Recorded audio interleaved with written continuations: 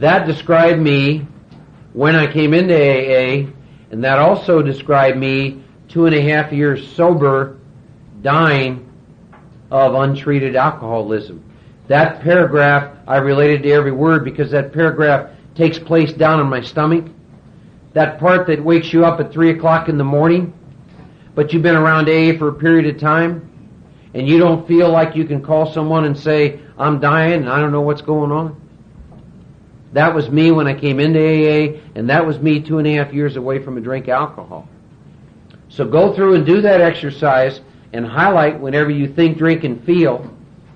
And then in pages 9 through 16, which is where Bill talks about his recovery, go through that and highlight everything that you are unwilling to do that Bill did. And then when you get to page 43, go back through and see if you've gotten a little more willing. I do that every time. I go through pages 9 through 16 and I highlight everything I'm unwilling to do. Let me give you an example. There are 2 amends I've got to make this time. I can tell I'm getting better. I would like to take a rifle scope, 357, and I've gotten better in just sight in on these people. Now I don't want to shoot them, but I'd like to have the round go kind of close and create a little tension in the sphincter muscle. So when I went through and read that, I said, I'm unwilling to go make amends to these 2 people. And then I got up to page 43, and I went back again and said, I will be very happy to go make amends to these 2 people. So that's a good exercise. Go through pages 9 through 16, ask yourself, here it's going to tell you exactly what Bill did, and ask yourself, am I willing to do that? That's where he talks about, I had to make a list of all the people that I felt resentment toward or that I hurt, and I have to go make amends to them all. Stuff like that. I must turn in all things to the Father of light. I must ask the Father of light to take away my sins, all of them root and branch. All those kinds of things. Let's stop there, and then we'll take a little break, and we'll come back in, and we'll start on chapter 2, There is a Solution. Page 17, chapter 2, There is a Solution. Says, we of Alcoholics Anonymous know thousands of men and women who were once just as hopeless as Bill. That is where you turn that into a question based on the exercise I told you to do with the first 8 pages. Was I just as hopeless as Bill when I related to think, drink, and feel? And then next sentence says, nearly all have recovered. Now I think that's the 4th or 5th time the book's used the word recovered, hasn't it? It's not using the word recovering. It says they've solved the drink problem. Next paragraph is a long paragraph and describes the fellowship. And there's a couple sentences toward the bottom of that paragraph that I want you to highlight. I'm going to give you some information on. Where it says, the feeling of having shared in a common peril is one element in the powerful cement which binds us, but that in itself would never have held us together as we're now joined. Make a note in your book, page 75. I want to explain something. What the book is starting to talk to us about is that you and I share a common peril. What's wrong with us? And it says it's one element in the powerful cement. This idea of cement is important on page 75 because if you go to page 75, you're going to be asked some questions about cement, and if you've never done the work and sat across from a sponsor and had this explained, some of you may have had this experience.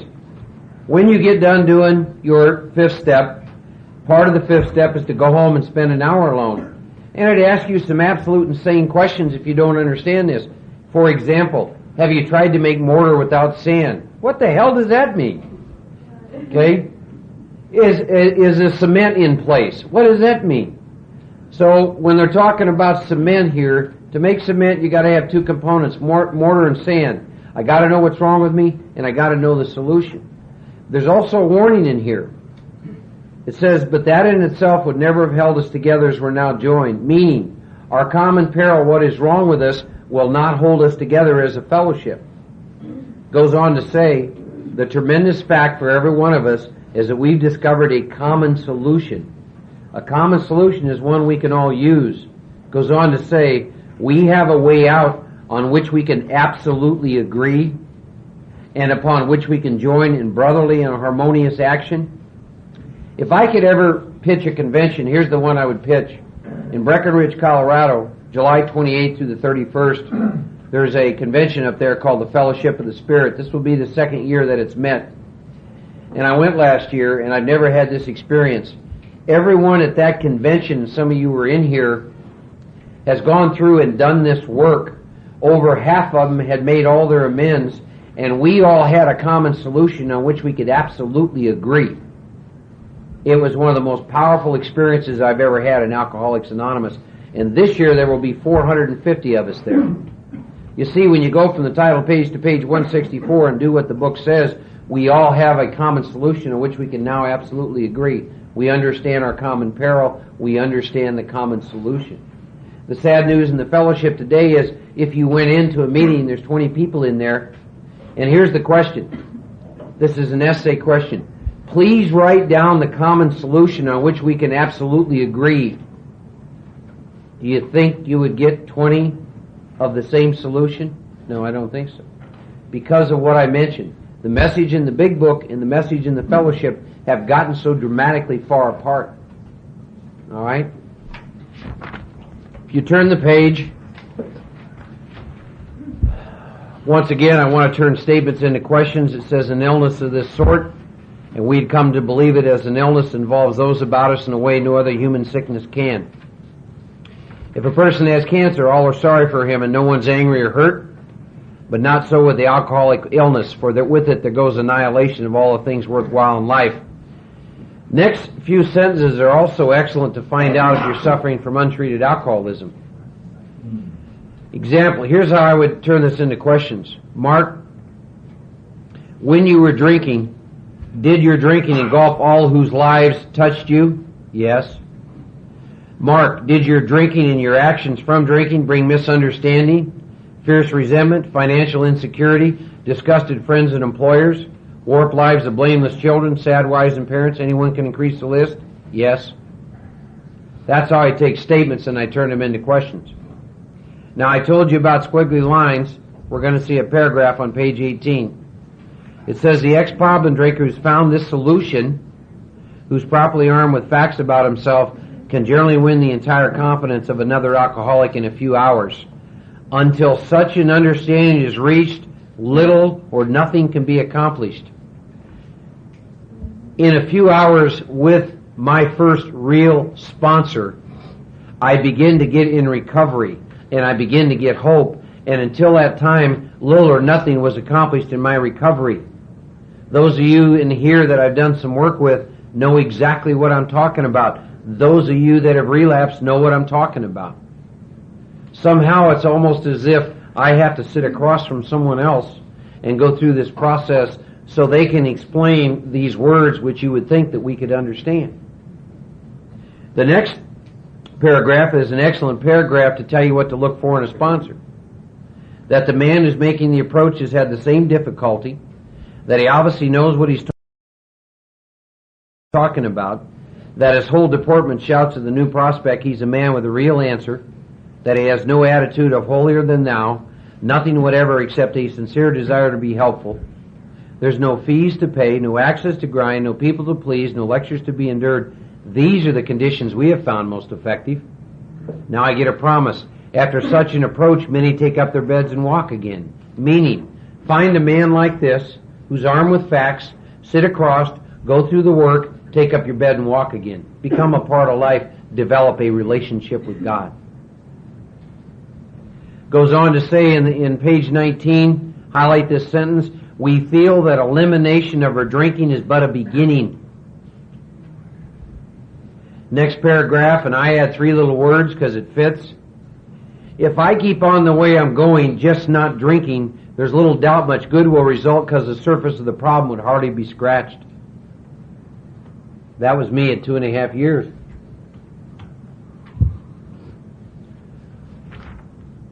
If you'll turn over to page 20. Now again, remember, an exercise that you can do on your own.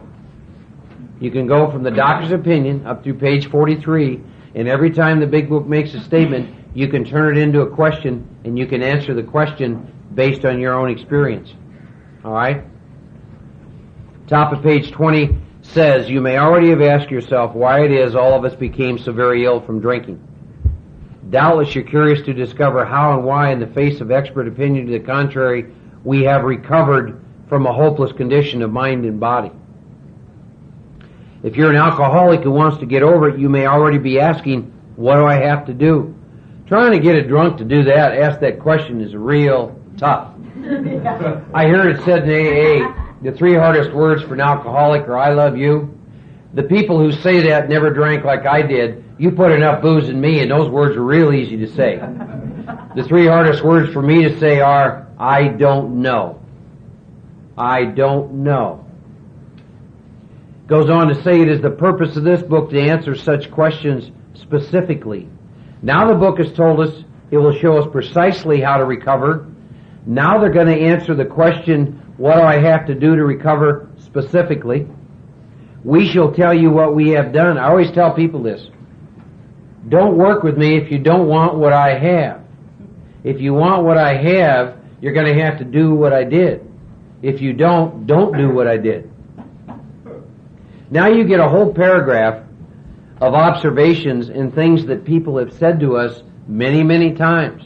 And at times, we've said to the alcoholic who's relapsed. And behind all those, turn to the paragraph where it says, these are commonplace observation on drinkers we hear all the time. Back of them is a world of ignorance and misunderstanding. These expressions refer to people whose reactions are different from ours. Now keep something in mind. We're looking at one thing. All of us in here got booze in our body. We've taken a drink. We've activated craving. That's all we're looking at. Now we're going to find out very easily and very quickly how many of us in this room are real alcoholics physically. The first thing we're going to look at is we're going to see whether or not I'm a moderate drinker. So I'm going to answer a question. It says, moderate drinkers have little trouble in giving up liquor entirely. If they have good reason for it, they can take it or leave it alone. Is that you, Mark? No, we'll skip past that guy. Now we go to a hard drinker. It says we have a certain kind of hard drinker. I may have the habit badly enough to gradually impair me physically and mentally. That was true in my case. It may cause me to die a few years before my time. That also was true. Here's the kicker. If a sufficiently strong reason, ill health, falling in love, change of environment, or the warning of a doctor becomes operative, this man can stop or moderate.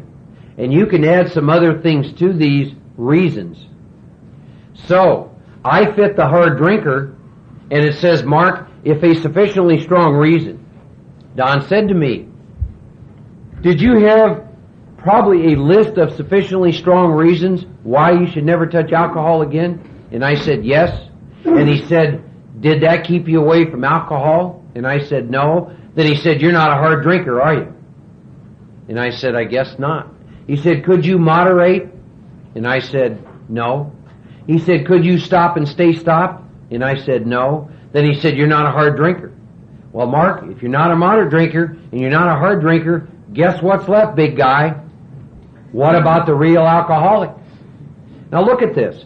I may start off as a moderate drinker. I may or may not become a continuous hard drinker, but at some stage in my drinking career, I begin to lose all control of my liquor consumption once I start to drink.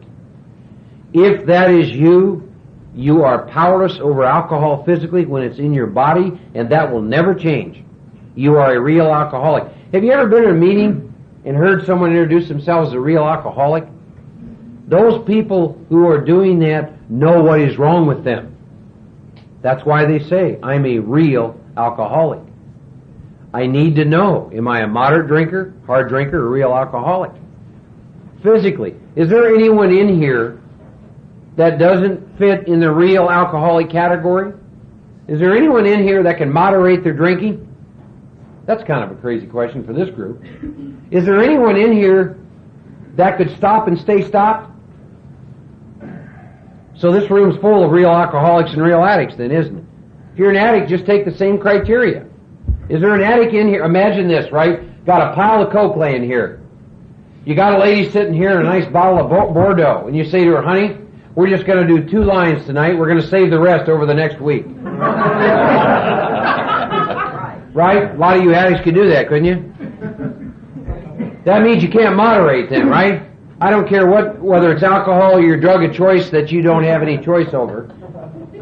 prescription pills, what have you. If you can't moderate, that's one piece. The second question is, can you stop and stay stopped?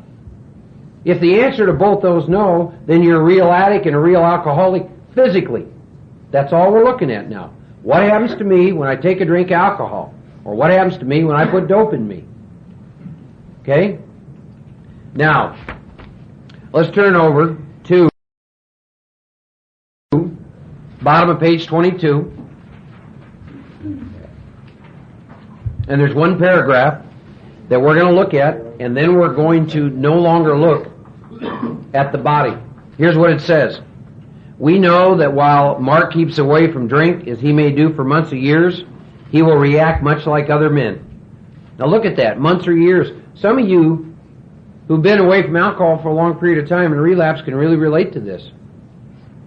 It says we're equally positive that once Mark takes any alcohol, whatever, into his system, something happens both in the bodily and mental sense which make it virtually impossible for Mark to stop.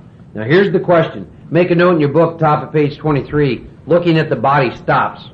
And here's the question, based on the doctor's opinion, the first 23 pages in the book. Mark, does your experience abundantly confirm that when you take a drink, something happens to you both in the bodily and mental sense which make it virtually impossible for you to stop? Is there anyone in here that wouldn't answer that yes? The big book from page 23 to page 164 will not talk to us anymore about alcohol in our system. It will talk to us about the state we're all in right now. The book is through talking to us about having alcohol in our system. That ought to suggest something. Perhaps putting the alcohol in the system isn't the problem. If it was, I think it would have devoted more time. It's not going to look at it anymore. Page 23, here's what it says. These observations would be academic and pointless if Mark never took the first drink, thereby setting the terrible cycle in motion. Here's what the book's saying. Mark, we've given you 23 pages of information to look at why you're powerless over alcohol once you take a drink. But that information's academic and pointless, Mark, if you never took a drink. Goodbye, have a good day. Guess what? I can't do that. That's why it says, knowing that I'm powerless over alcohol physically because of craving isn't going to do me any good. It goes on to say, therefore, the main problem that Mark has centers in his mind rather than in his body. From page 23 to 43, we're going to look at something. And here's what we're going to look at. Why am I powerless over alcohol mentally before I take the first drink? Before I take the first drink.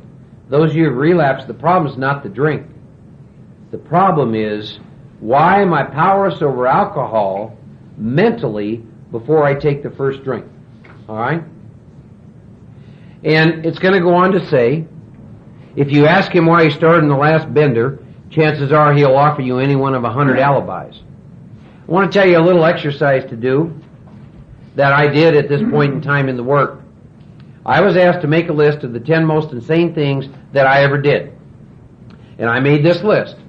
And the 10 most insane things that I ever did, I did behind alcohol and dope. And I got done and I showed that to my sponsor. And he said to me, Mark, the most insane thing you ever did is not on that list. And he said, and when you did it, you were stone cold sober with no booze or dope in you. I said, what are you talking about? He said, based on what happened to you when you take a drink of alcohol, the most insane thing you could have ever done in your life is to take a drink of alcohol. And I said, my God.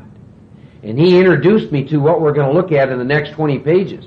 And when you leave tonight, I suspect you're going to have the same experience I have every single time I go through that work. And that is that I get into a lot of fear and terror. Because in these next 20 pages, you're all going to understand something. We have forever lost power, choice, control around whether we will ever take a drink of alcohol or put dope in us. Ever. It's gone. We have lost power, choice, control. And that's what the next 20 pages is going to show us. They're going to use 5 or 6 examples to make us look at our own experience to see if this is true. Okay? Goes on to say that if I start on the last bender, I'll give you any one of 100 alibis. I always ask when we get new people in and doing the big book study, why'd you relapse? He left me. She left me. I got fired from the job. I'm Hispanic. The list goes on and on, right? Any one of 100 alibis. And then I'll say, let's make a list of your reasons why you should never take a drink again. Well, let's see, DWIs, the wife has left, the employer's going to fire you, I'm going to lose my license. We could go on and on with a whole long list, right? I'll say, well, aren't those pretty sufficient reasons to never pick up a drink again? Yeah. But do you keep picking up a drink again? Yeah. Don't you see that you got no power? That you've lost choice? You've lost control? Goes on to say, once in a while, I may tell the truth. The truth, strange to say, is usually I have no more idea why I took the first drink than you have. Some drinkers have excuses which are satisfied part of the time, but in their hearts they don't know why they do it. Once this malady has a real hold, they are a baffled lot. There's the obsession somehow someday they'll beat the game. Here's what that means. There's the obsession that I can actually go out and have 2 or 3 drinks and get the effect that I used to get probably 20 years ago. That's the obsession. It's a lie. It's an absolute lie. Think about this. I don't know about the rest of you, but when I came into AA, booze had quit working for me years before I came in. Years. What the book is saying is, Mark, having that information won't keep you away from it either. Because I'm obsessed that somehow, someday I can beat the game, meaning I can drink moderately, if such a thing. I love this when drunks say, they get excited, right? They're going to invent something to allow me to drink normal. What the hell good's that going to do us? We never wanted to drink normal. We drank for effect. It took a hell of a lot of booze to get the effect. I wouldn't take, if there was something out there I could take to drink normal, I wouldn't take it. I never wanted to drink normal, and neither did you, because it would not produce the desired effect that we need. I don't think it's unusual that alcohol is called spirits. We suffer from a spirituality. We drank spirits to treat our spirituality. One day it damn near killed us and turned on us. Now we got to go through and find God to treat the spirituality. That's kind of interesting, isn't it? Bottom of the page, it talks about how true this is if you realize, in a vague way, family and friends sense these drinkers are abnormal. Yeah, man. But everybody hopefully awaits the day when Mark will rouse himself from his lethargy and assert his power of will. Tragic truth is, if Mark be a real alcoholic, the happy day might not arrive. Mark's lost control. How many of you, give me a show of hands, how many of you sat in meetings, Alcoholics Anonymous, and hear people raise their hands and say, I got up this morning and I chose not to drink alcohol? Raise your hands. Okay. I'm going to read this next paragraph in squiggly lines, and I don't know how you all interpret it, but it's pretty black and white to me, but we'll see. Here's what it says. The fact is that most alcoholics, for reasons yet obscure, have lost the power of choice and drink, period. There's no nifty little subtitles in there that say, because I'm 21 years sober, I've been restored the power of choice. It doesn't say, because I do this stuff, so I've been given the power of choice. Does it? It says, I've lost the power of choice, period. Lost the power of choice, period. Let me tell you the danger in an alcoholic telling himself he's got the power to choose whether he drinks or not. I go through this work because in the first 43 pages I see I have a disease of the body and mind, no human power can treat me. The minute I start telling myself I got that power to choose whether I drink or not, why do I need to go to meetings? Why do I need you? Why the hell do I need a sponsor? I mean, I love Alcoholics Anonymous. I absolutely love drunks, but I spend a lot of time in this program. If I was an alcoholic, if I had the power to choose, trust me, on a Friday night, I'd probably be somewhere else. So would you. Goes on to say, our so-called willpower becomes practically non-existent. We are unable at certain times to bring into our consciousness with sufficient force the memory of the suffering humiliation of a week or a month ago. We are without defense against the first drink. We are without defense. A defense means it works. See, how many of you, raise your hands again, how many of you have been in AA and heard this one? Think through the drink. Okay? We'll see if the book smashes that one too. Goes on to say, the almost certain consequences that follow taking even a glass of beer do not crowd into the mind to deter us. If these thoughts occur, which implies they may not, they're hazy and readily supplemented with the old threadbare idea. This time Mark will handle himself like other people. There's a complete failure of the kind of defense that keeps Mark from putting his hand in the hot stove. And in the next sentence, or perhaps Mark doesn't think at all.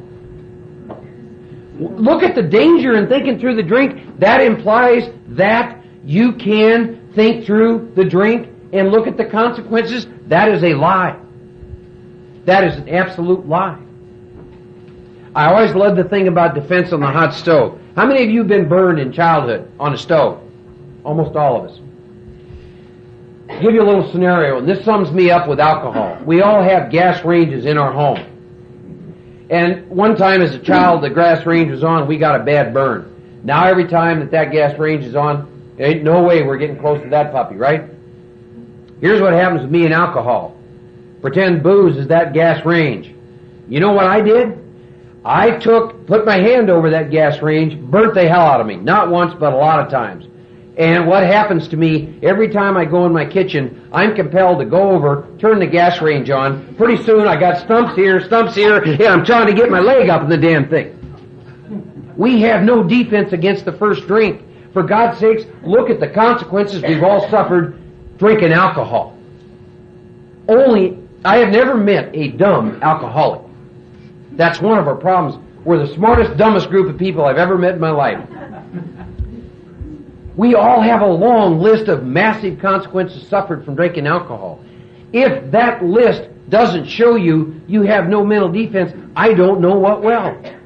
Test that sometime. Take your list, walk up to a normie. Say, listen, when I drink, these things have happened to me, and I'm thinking of maybe picking up a drink again. What do you think? They'll lock your ass up. He'd say, are you crazy? Why would anybody do that if that's what happened to you drinking? I'll tell you why. Because I have no mental defense against the first drink. I must get a relationship with God. I must. I absolutely must. You know why?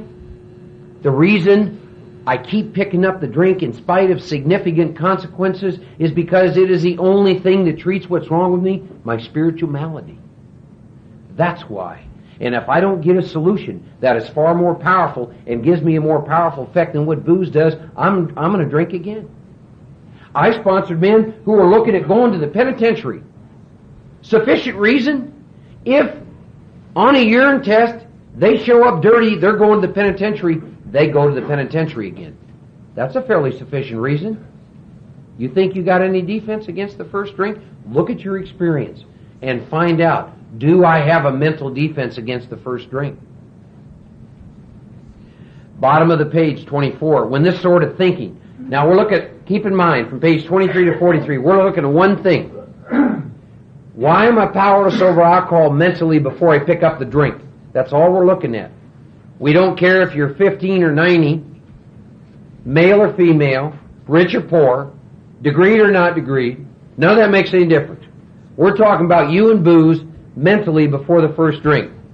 Bottom of the page says, when this sort of thinking is fully established in an individual with alcoholic tendencies, I probably place myself beyond human aid. What is the fellowship comprised of? Human beings. There are two powers. There is the power of the fellowship, and there's the power of God. The fellowship was never intended to keep me sober. I'll give you something to think about, and I'll give you the answer to this a little later on. Do you know there's two fellowships within Alcoholics Anonymous? One of them we're experiencing right now. That's called the Spirit of the Fellowship. You know there's another one? It's talked about on page 164. It's called the Fellowship of the Spirit.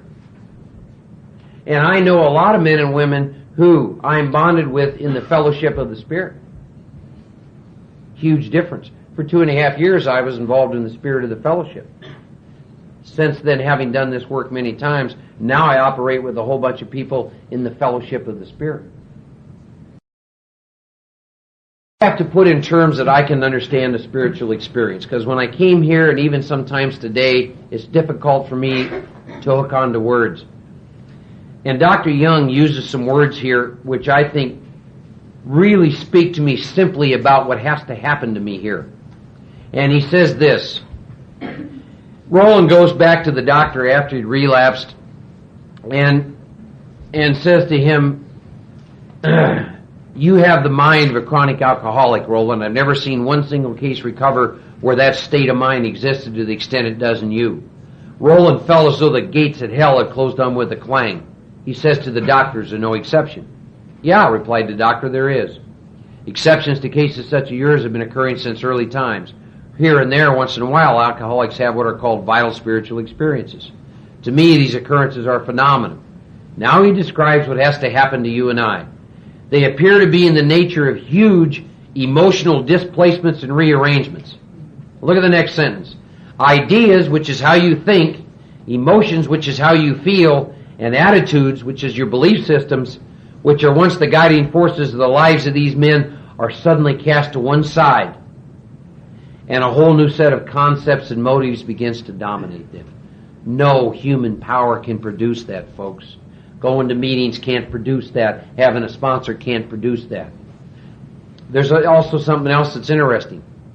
They left out emotions when they talk about this change. You know why? Because when I do this work and develop a relationship with God, my thinking changes. When my thinking changes, my feelings change. The other thing that happens, my fit spiritual condition is separated from how I feel. Without doing this work, I used to be trapped by my emotional nature. This time through the work, there was a lot of sadness for me. Probably more than any other time, as I've written inventory. This may be hard for some of you to relate, and some of you may relate to it. I had days of extreme sadness, but I was also in extreme joy. Because sadness is just a feeling God gave me. That's all. I'm not dominated by my feelings anymore. I believe there's a reason why they talk about this spiritual experience and why they say ideas, emotions, and attitudes, which are once the guiding force, get cast to one side, and I begin to be dominated by a whole different set of concepts and motives. Today, my feelings are just my God-given feelings. They don't control me. They don't own me. Let's go on. Page 28. Here's an instruction to a new person that smashes another middle of the road in AA about take your time. Oh, just work the steps when you're comfortable. My sponsor says to me, Mark, you better get a flamethrower up your butt if you ever expect to get comfortable. Because he knew what was wrong with me. But here's what it says. We in our turn sought the same escape with all the desperation of drowning men. What seemed at first a flimsy reed has proven to be the loving and powerful hand of God. Look at the next promise. A new life has been given us, or if you prefer, a design for living that works. I was a lifeguard, and I have rescued 2 people. Now, here's the visualization. AA, we hear take your time, work the steps when you're comfortable, right? Those 2 people I saved, imagine this. One of them was in a swimming pool. About a 14-year-old girl.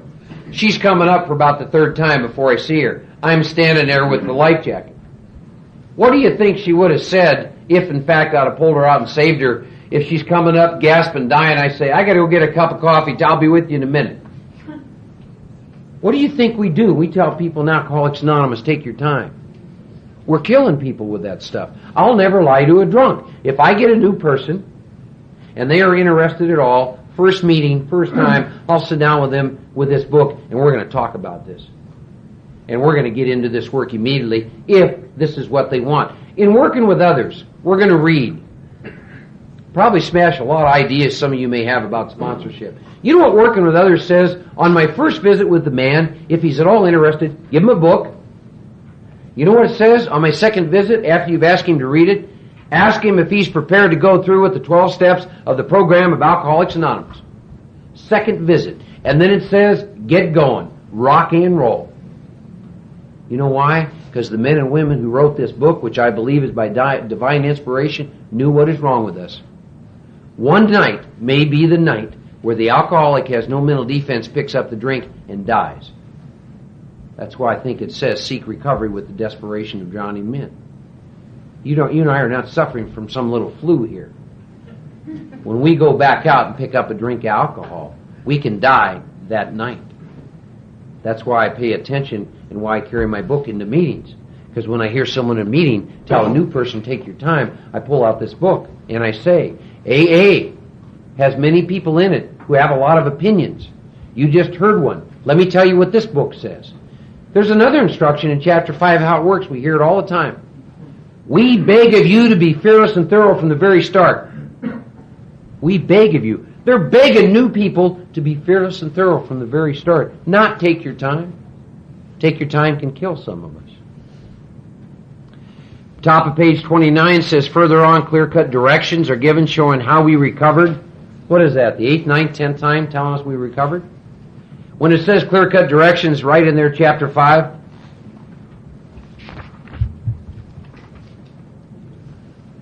now you turn over to page 30, chapter 3, more about alcoholism. It says, most of us have been willing to admit we're real alcoholics. Now, we know what a real alcoholic is now, don't we? Wow, that's exciting. It's someone who can't stop or moderate. It says no person likes to think he's bodily and mentally different from his fellows. Therefore, it's not surprising that my drinking career was characterized by countless vain attempts to prove I could drink like other people. The idea that somehow, someday, I will control and enjoy my drinking is the great obsession of every abnormal drinker. The persistence of this illusion is astonishing. Many pursue it into the gates of insanity or death. Now, there's something we have to do, actually, I think, before we do the first step, and it's in considering what we've been considering, and it's summarized in the next sentence. I learned I had to fully concede to my innermost self that I was an alcoholic. Till that happens in my gut, not in my head, I will not go through this process and do this work. And the way we're trying to do that is through the path of consideration, taking statements out of the book, looking for the answers down in our gut with our own experience. But I reached the place where I had to concede to my innermost self that I'm an alcoholic. Because along with conceding to my innermost self, I begin to get the desperation of a drowning man. I'm no different today. Nothing will interfere with my recovery. No job, no woman, physical health. I was in a major car wreck in 1985, went through the windshield of a car, traumatized all the muscles in my neck. They wanted to give me all kinds of dope, and I said, no thank you. What do you mean? It isn't worth telling you. I went through a lot of pain. There isn't any pain. Now it gets into talking about young people. And then at the bottom of the page it talks about women. In pages 23 to 43, let me explain what the book does. It's so important. It destroys the idea of your age being a reason why you're not a real alcoholic. It destroys the idea of I'm a woman who didn't drink a long time. It destroys that. It has you look at only one thing. Why am I powerless over alcohol mentally before I pick up the drink? See, the alcoholic ego looks for every reason in the world why it's different. All the time. I'm a housewife, Mark. I just drank at home. You don't understand. No, really? Really? The binge drinker. The occasional drinker. The person who stays away from alcohol 2 years, goes back to it in 2 months, is so sick they're almost dead. The alcoholic ego does everything in the world to look at why it's different. But what the book does, if you're doing it with somebody, is still make you look at something real simple. What happened to you? What was the mental state of mind that you went through before you picked up a drink, and have you had sufficient reason to never pick it up again? If you turn over to page 34, middle paragraph, I went to my sponsor one time and I said something to him. I said, it's becoming obvious to me, this is when I was doing some amends and I was not real comfortable. I said, it has become obvious to me that there are people in Alcoholics Anonymous who do not have to do this work. He said, yeah. I said, well, I don't understand. So, he always pointed me to the book, and he pointed me to a paragraph on page 34, and here's what it says. For those who are unable to drink moderately, the question is how to stop altogether. We're assuming, of course, that the reader desires to stop. Next sentence. Whether such a person can quit upon a non-spiritual basis depends upon the extent to which he's already lost the power to choose whether he will drink or not. Let me give you a warning. When I go to a meeting of Alcoholics Anonymous, if there are 10 people there, there's one thing I'm real clear on. I cannot do what 8 of them do in order for me to stay sober and stay close to God. I am real clear on that. The book is trying to get me to look at something. Whether I can recover on a non-spiritual basis, meaning there's people in AA who can just go to meetings, study the book, never do these steps, maybe go up through the 3rd step, and they stay sober and they do quite well, thank you, and their life seems pretty good. Book just told me about those people and why they can do that. How far did you lose the power of choice? Well, I told you the state of mind I was in when I came into AA. I am a mad dog. I sought everything I could get out of alcohol. For me, anything that is not a part of the spiritual experience will not ever work for me. I am a mad dog. I must do this thing. And for me, I choose to do it once a year. Now, there's a line in the book to me that's kind of an instruction that tells me that. It says a business which takes no regular inventory usually goes broke. But be real clear when you go into meetings of Alcoholics Anonymous. Be real clear where you're at and what you are. Be real careful when you ask someone to sponsor you. I'm going to give you a series of questions. Those of you who are going to leave here and go look for sponsors, I'm going to give you some questions to ask that sponsor. Because in the 5th step, it tells you it's a life or death matter. I think it's important to find out whether or not your sponsor has a sponsor. And I think it's important to find out whether or not your sponsor works out of this book. And I think it's important to ask that man, have you made all your amends? There's some real important questions. Then you decide based on their answer whether you want to do the work with them or not. But there are some questions that you ought to ask. How free do you want to get? The 10th step says, the problem's been removed. It does not exist for me. I am a recovered alcoholic. You know this issue we're looking at right now? We've lost the power of choice. I want you to think about something. In the 10th step, when the problem's been removed, it does not exist for me. I don't know what kind of God you all chose, but my God loves me enough that if the problem's been removed and I'm in the sunlight of the Spirit, there's no option to drink alcohol. I don't have to worry about choice, do I? If I've done the work in this book. If I have not, I don't know. Let's keep going. Top of page 35. We're going to describe the mental states that precede the relapse into drinking, for this is the crux of the problem. What sort of thinking dominates an alcoholic who repeats time after time the desperate experience of the first drink? Friends who've reasoned with him after a spree which brought him to the point of divorce or bankruptcy are mystified when he walks directly into a saloon. Why does he? What is he thinking? And the first guy is a guy named Jim. And there's a sentence in there that describes, I think, his spirituality. It says, he's an intelligent man, normal so far as we can see, except for a nervous disposition. And then it says, we told him what we knew of alcoholism, steps 1 and 2, and the answers we found. He made a beginning, step 3. Family is reassembled. He began to work as a salesman for the business he had lost through drinking. Heavy resentment. Now I get a warning. All went well for a time, but he failed to enlarge his spiritual life, steps 4 through 9. He found himself drunk a half a dozen times in rapid succession. See, I love this. In AA, people relapse, and after a while, there's some clubs where other members of AA don't want to work with this guy or gal that's relapsed a lot. They talk about here, this guy got drunk a half a dozen times. It says on each of these occasions, we work with him reviewing carefully what have happened. I'll never turn my back on a drunk. There's a drunk I know that all kinds of people turned their back on this woman. She's now in California coming up on 8 months sober. Probably the most helpless chronic case of alcoholism I've ever seen. I'll never turn my back on a drunk. I don't care how many times they relapse. Why? Because I understand the first step, that's why. So it talks about Jim. They talk with him. He faces a trip to the asylum, losing his family, whatever. Then page 36. And I want you to think about the Don Johnson story. Sober 10 years, could drink a little wine. Jim, in squiggly lines, the thought crosses his mind if he put an ounce of whiskey in his milk, it wouldn't hurt him on a full stomach. So he ordered a whiskey and he poured it into the milk. I love this next line. I vaguely sensed I wasn't being any too smart, but felt reassured as I was taking the whiskey on a full stomach. 10 years sober, I can drink just a little wine with dinner. What are they talking about? This guy, he's sober, got distance between him and booze. Let me make sure I explain something. Once alcohol is out of your system, you are not dealing with craving.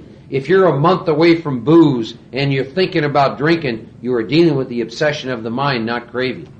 I hear people sit in meetings and say, I'm 6 months sober and I'm craving alcohol. No, you're not. You are 6 months sober and you're obsessing about alcohol, probably because the spirituality is continuing to grow in you. Craving only shows up once alcohol is in my body. That's it. So, bottom of the page, squiggly lines, Jim has much knowledge about himself as an alcoholic, yet all reasons for not drinking were easily pushed aside in favor of the foolish idea he could take whiskey if only mixed it with milk. Whatever the precise definition of the word may be, we call this plain insanity. How can such a lack of proportion and ability to think straight be called anything else? When the second step says, came to believe a power greater than ourselves could restore us to sanity, they are talking about sanity around alcohol. They are not talking about the fact we are clinically insane, although some of us probably fit that too. When it comes to alcohol, we are insane. We have no mental defense. We have a lot of reasons to never put it in us again, but we put it in us again. Now, it goes on to say, you may think this is an extreme case. To us, it is not far-fetched, for this kind of thinking has been characteristic of every single one of us. Some of you know what I'm talking about. You were sober for a while and relapsed. And you have the experience with this kind of thinking. I know several of your stories, so I know what I'm talking about. Now, what I like is the bottom of the page. Here's another example to look at to see does it fit your experience. And I'm going to read about this jaywalker, and I'm going to substitute my name and alcohol in there. And you do the same when you read it. Bottom paragraph, page 37. Mark's behavior is absurd and incomprehensible with respect to the first drink is that of an individual with a passion, say, for jaywalking. Mark gets a thrill out of drinking alcohol for a while. Mark enjoys himself for a few years in spite of friendly warnings. Up to this point, you would label Mark as a foolish chap having queer ideas of fun. Luck then deserts Mark, and he has a couple car wrecks or DWI and gets slightly injured. You would expect Mark, if he were normal, to quit drinking. Presently, Mark's drunk again, this time has a major car wreck. Within a week after leaving the hospital, Mark gets drunk again, gets another DWI. Mark tells you he's decided to stop drinking for good, but in a few weeks, he gets in another wreck. On through the years, this conduct continues, accompanied by Mark's continual efforts, promises to be careful or to not drink anymore. Finally, Mark can no longer work. His wife gets a divorce. Mark's held up for ridicule. Mark tries every known means to get drinking out of his head. He shuts himself up in treatment centers, hoping to mend his ways, but the day he's released from the treatment center, he goes back to the bar and gets drunk again. Such a man would be crazy, wouldn't he? Says, you may think our illustration is too ridiculous, but is it? We who have been through the ringer have to admit, if we substituted alcoholism for jaywalking, the illustration would fit us exactly. However intelligent I may have been in other respects where alcohol has been involved, I have been strangely insane. It's strong language, but isn't it true? Now look at the next sentence. We're on page 38, right? Some of you are thinking, yeah, what you tell me is true, but it doesn't fully apply. I admit I have some of these symptoms, but I haven't gone to the extreme you fellas did, nor am I likely to, for I understand myself so well after what you've told me, such things can't happen again. I haven't lost everything in life through drinking. I don't intend to. Thank you for the information. Goes on to say that may be true of non-alcoholic people who, though drinking foolishly and heavily at the time, are able to stop or moderate because their brains and bodies have not been damaged as ours were. Our brains and our bodies are different and have been damaged, and no human power can heal it or treat it. Now, squiggly lines, I will be absolutely unable to stop drinking on the basis of self-knowledge. Now, the next drunk, I really like. He's Fred. He's a high-bottom drunk. You know what I love about Fred? Fred, the day he picks up a drink, his life's perfect. He owns his own business. He's a happily married man. He has kids of promising college age. He's well thought of in the business community. He's a high-bottom drunk. Still has a wristwatch, home, cars, all that kind of stuff, right? He's not like the crazy jaywalker, okay? And they talk about seeing Fred, and he went to a hospital. He had to rest his nerves, right? God forbid he tell him he was in there for alcohol. Fred made up his mind to quit drinking altogether. It never occurred to Fred perhaps he could not do so in spite of his character and understanding. Fred would not believe himself an alcoholic, much less accept a spiritual remedy for his problem. So they told Fred of what they knew of alcoholism. He was interested, conceded he had some of the symptoms, but he was a long way from admitting he could do nothing about it himself.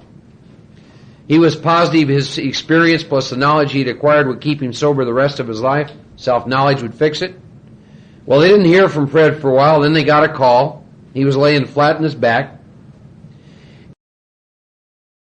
And he goes down and says, I rather appreciate your ideas about the insanity which precedes the first drink, but he talks about it couldn't happen to him.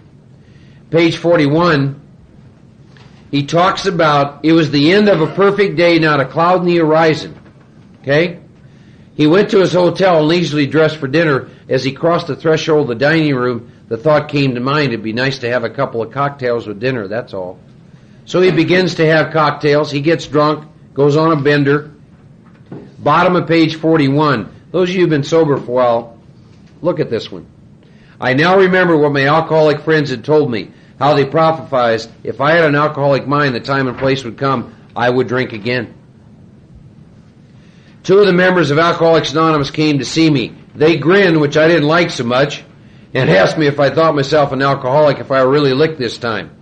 I had to concede both propositions. Next paragraph. Then they outlined the spiritual answer and the program of action, which 100 of them had followed successfully. Bottom of the page. Quite as important was the discovery that spiritual principles would solve all of my problems. That's a powerful promise. He says, I've since been brought into a way of living infinitely more satisfying and I hope more useful than the life I lived before. Fred's story speaks for itself. We hope it strikes home to thousands like him. He had felt only the first nip of the ringer. Most alcoholics have to be pretty badly mangled before they commence to solve their problems. Bottom paragraph, page 43, sums up first 43 pages. Here's how to read it. Once more, Mark at certain times has no effective mental defense against the first drink. Except in a few rare cases, neither Mark nor any other human being can provide such a defense. Mark's defense must come from a higher power. Now, turn to page 44, we agnostics, and we're going to look. We've looked basically at the first half of the first step. I'm powerless over alcohol physically when it's in me because I have an allergy, I break out in craving. And I'm powerless over alcohol before the drink. I've lost power, choice, control, no mental defense. I have an obsession of the mind. So chapter 4, We Agnostics says, in the preceding chapters you've learned something of alcoholism. We hope we made clear the distinction between the alcoholic and the non-alcoholic. Now here's the test to see if you got the body and mind. One sentence sums up the first 43 pages. If, when I honestly want to, I find I can't quit entirely, meaning, can I stay stopped? Or if when drinking I have little control over the amount I take, I'm probably an alcoholic. Write these words down in your book. Need, want, choice, right, necessary, and desire. And here's the two questions. If you want to resolve this issue of am I an alcoholic, an addict, or both, or whatever, here's what you do. Here's the first question. Once I take a drink, or once I put dope in my body, once it's in my body, can I stop drinking or doing the dope based on need, want, choice, what's right, what's necessary, and a desire? Now, my answer for both alcohol and dope is no. When I take a drink of alcohol, once it's in my body, can I stop drinking based on a need? No. A want? No. Choice? No. Because it's right? No. Because it's necessary? Right? Because of the desire? No. So I'm physically allergic, craving with both alcohol and dope. Now, second part. Once I'm stopped, no booze, no dope in me, can I stay stopped based on, now this is me and alcohol, Need? No. Want? No. Choice? No. What's right? No. What's necessary? No. Desire? No. Now, me and dope. When I don't have dope in my body and I'm stopped, can I stay stopped based on need? Yes. Want? Yes. Choosing? Yes. Right? Yes. Necessary? Desire. I am an alcoholic who's powerless over drugs because I do not have the obsession of the mind around drugs. I want to address that issue. I told you, alcoholism and drug addiction are not the same. You need to look at that. Do I fit both parts for being an alcoholic and drug addict? Another example. Take 30 alcoholics, put them in a cabin. Take 30 people, put them in a cabin, feed them booze for 30 straight days. There's a scientific experiment to prove whether or not there's alcoholics or not. It's real simple. Ask them, any of you would like to leave, leave. 27 of them will run out the door. 3 of them will want a 10-year lease. Because they're an alcoholic, because they got craving of the body.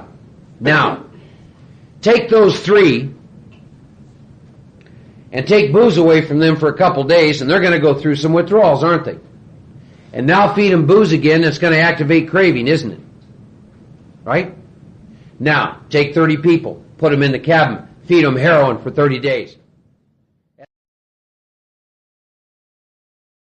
That part of your being that doesn't have anything to do with your head, the fellowship of the Spirit. It goes on to say that unless I'm locked up, I'm going to die or go permanently insane. These stark and ugly facts have been confirmed by legions of alcoholics throughout history.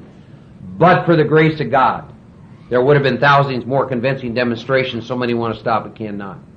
Now, in the book in 25 pages, look at what it's told me. It's going to show me precisely how to recover from a hopeless condition of mind and body. They're going to show me. It tells me I've introduced to the idea of I got a disease of mind and body. Doctor's opinion introduced me to craving. Does this happen to you? We answered some questions. We see we're real alcoholics physically. Now we've looked at the obsession of the mind. So when it says there's a solution in squiggly lines, I think I will pay attention. Here's what it says. I love this next sentence because it starts out telling me immediately what I'm not going to like. Mark is not going to like the self-searching, the leveling of pride, the confession of shortcomings, which the process requires for its successful consummation. They just outlined the 12 steps, told me it was a process, and told me it's a requirement. But Mark saw it really worked in others, and Mark had come to believe in the hopelessness and futility of life as he had been living it. When, therefore, Mark was approached by those in whom the problem had been solved, there was nothing left for Mark to do but pick up the kit of spiritual tools laid at his feet. I was asked, is there anything left for you but to pick up these kit of tools? And I said, no. There's 2 surrenders most of us make in AA. The first one happens to us with booze. Here's the second one. We come into AA, we do a little bit of stuff, and then we get involved with the heing and the sheeing. That'll fix my spiritual malady. Of course, that only intensifies it because we got no power for healthy relationships. Then we try career and become workaholics. Then we get burned out. We go through careers, money, men, women, physical exercise, you name it, self-improvement books. We go through a whole nother gamut. And then lo and behold, we wake up maybe before we pick up the drink, dying of untreated alcoholism once again, and we get taken back to this solution right here, the 12 steps. Is there anything left for you to do, Mark, but pick up these kit of spiritual tools? There was nothing left for me to do. Now, the next paragraph I love because it describes to me what has to happen to me in this spiritual experience and lets me know why no human power can help me. The great fact is this and nothing less. We've had a deep and effective spiritual experience which has revolutionized my whole attitude toward life, toward our fellows, and toward God's universe. Imagine going to a psychiatrist and here's what you say to him. I'll pay you $100 a week for a year if you can do some work with me that will revolutionize my whole attitude toward life, toward my fellows, and toward God's universe. I don't think that's going to happen, folks. And then it tells us what has to happen for that to happen.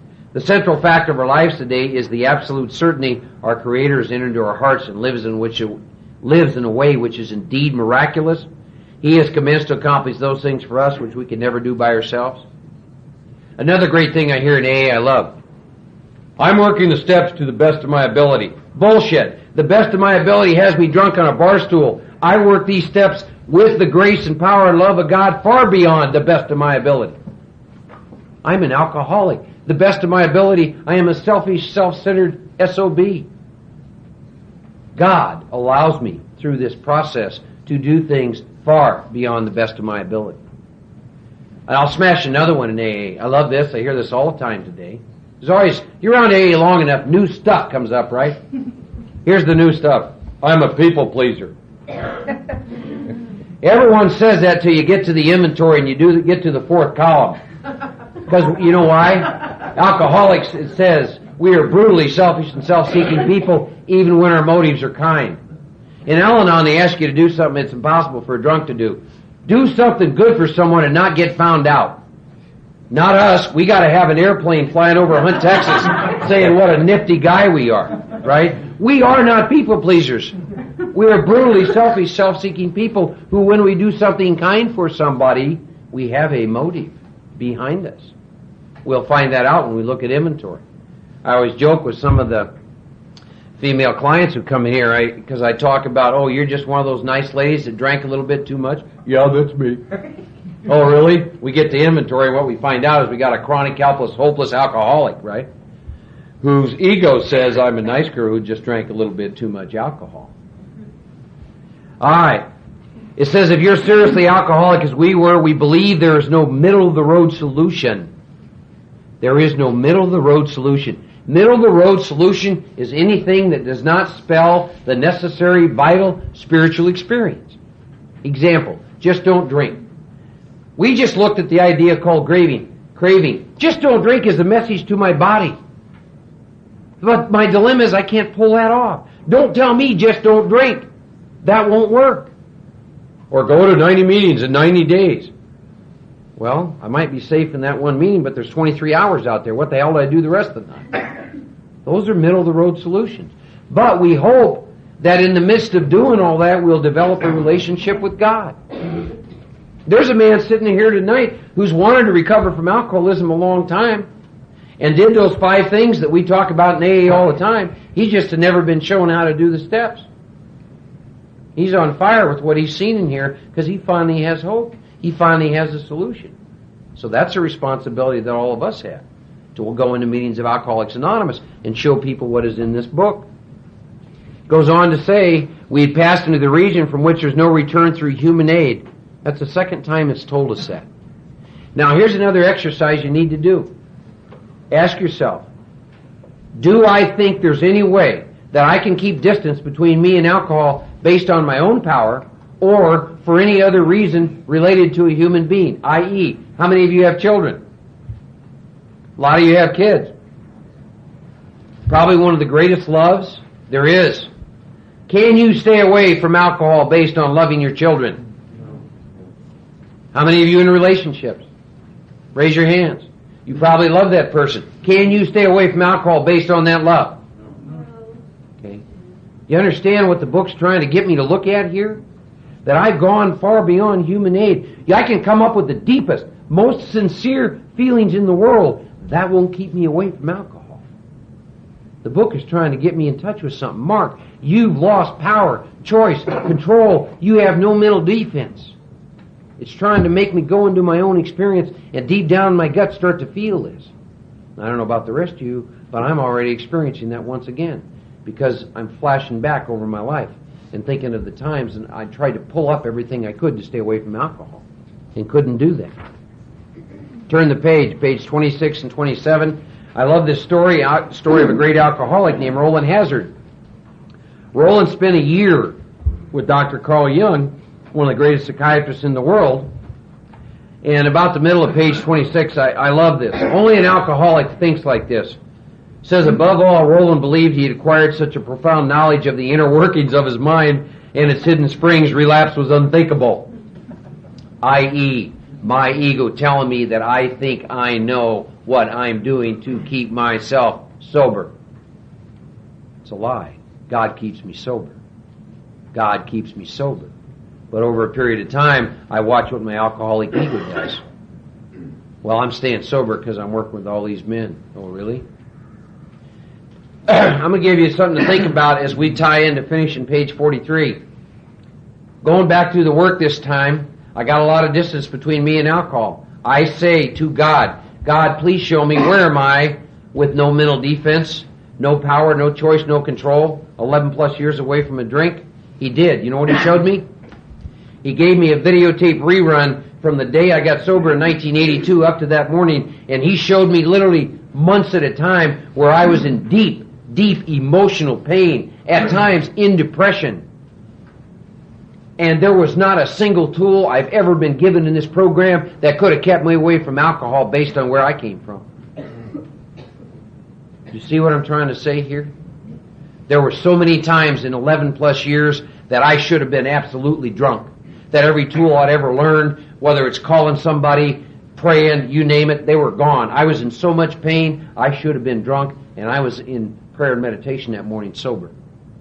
He showed me, 11 years away from a drink, that He is the one who has kept me sober. And He showed me that I have no power, no choice, no control, no defense.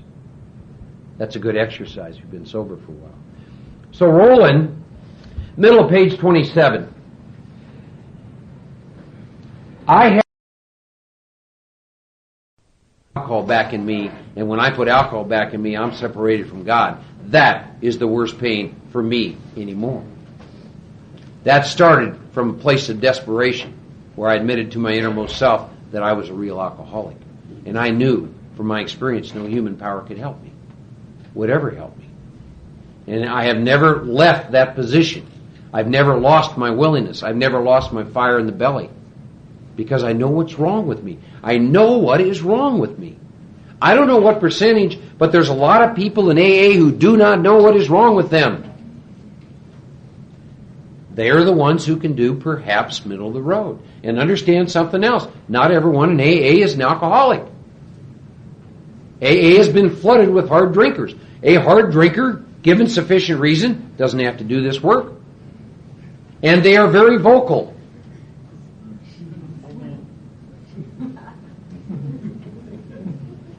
I don't judge anyone in Alcoholics Anonymous as to whether or not they choose to do this work or not. It just, for me, gets down to a real simple deal. I was going to die unless I did because I was a real alcoholic. Then I went through and did it, and I tasted the honey. And you can't go back. This program and these steps are about levels of freedom, closer relationships with God. It's simple. How close you want to get to Him. We get to the 10th, 11th step, I'm going to share some stuff for you that a lot of you may or may not even relate to. I'm going to share some stuff about taking tools from the world of the Spirit out into this world 24 hours a day. I'm going to share with you what you all call the real world is mostly an illusion to me today. And that most of the time I operate in the world of the Spirit. And I'll share with you how to get totally at peace with yourself 24 hours a day and the world around you. That's why I keep going through this thing. How much freedom do you want? Is it possible that you can actually have an absolute, incredible, healthy relationship with a man or woman in your life? With God? You bet it is. Absolutely. Is it possible that you could work at a job that you absolutely love and be effective? Absolutely. Is it possible that you could be in great physical health? Absolutely.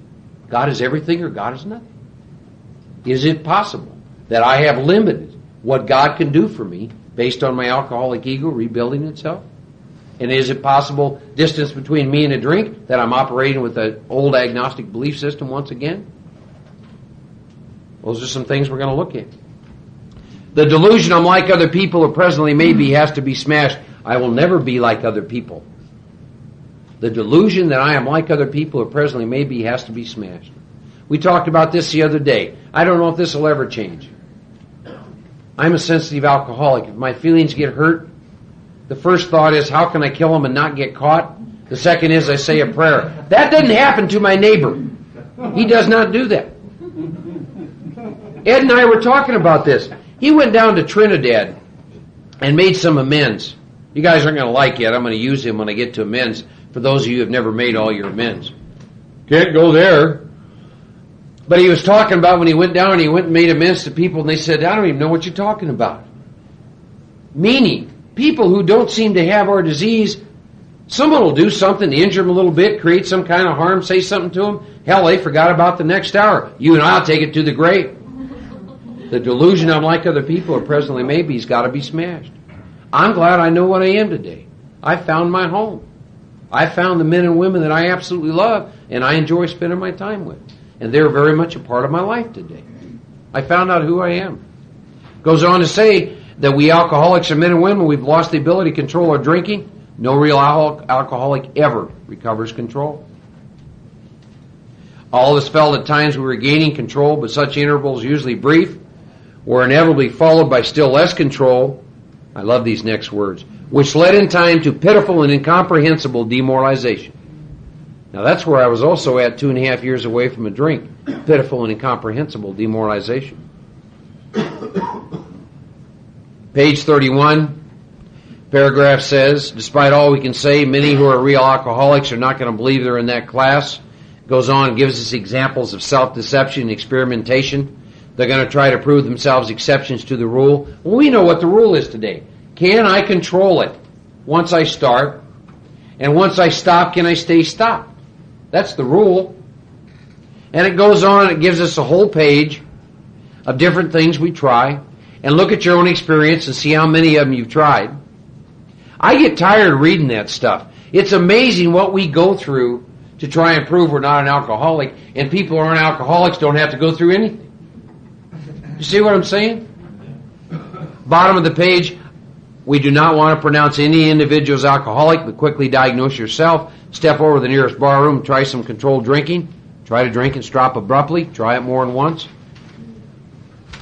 I don't know about the rest of you, but as an alcoholic, based on my experience, the idea of taking 2 drinks for 30 days is does not conjure a pleasant feeling up in me.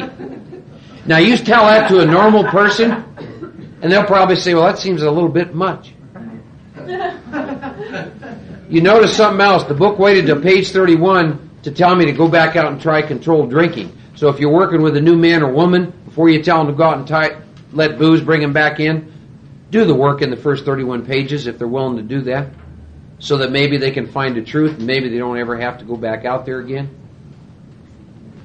Now, there's some other things I like. Page 32, that's talking about there's no way of proving it. We believe early in our drinking careers most of us could have stopped. And now they're going to take an example of a man who at age 30 laid down alcohol. And he stayed away from alcohol for 25 years. And then toward the bottom of it, it says, this man then fell victim to a belief which practically every alcoholic has, that his long period of sobriety and self-discipline had qualified him to drink as other men. Out came his carpet slippers and a bottle. In 2 months he was in a hospital, puzzled and humiliated. And it talks about on the top of page 33, every attempt failed for him to get sober, and he died in 4 years. This case contains a powerful lesson. Most of us have believed that if we remain sober for a long stretch, we could thereafter drink normal. But here's a man who at 55 found he is where he left off at 30. We've seen the truth again and again. Once an alcoholic, always an alcoholic. Commencing to drink after a period of sobriety, we are in a short time as bad as ever. If we're planning to stop drinking, and highlight this next part of this sentence, there must be no reservation of any kind, nor any lurking notion someday we will be immune to alcohol. That's an easy one for me to test. If someone starts doing the work with me and they're unwilling to finish the work, that tells me they have a reservation or they think they will someday be immune to alcohol. When I was doing this, I gave Don one. You know what I said to him? He said to me, do you have any reservations? I said, well, I don't think I'm ever immune to it. I didn't say it that way. I said, I know I'm not immune. But I said, it's occurred to me, if I was 65 and got cancer and had 3 months to live, maybe I'd drink then, because I was dying of cancer. And he said, oh, really? He said, let me tell you what your alcoholic mind will do with that. You'll take that down to you stubbed your toe when you walked out of my house and you'll be drunk tonight. There must be no reservation of any kind that I'll ever be immune to alcohol. And I begin to understand what the book was trying to say to me.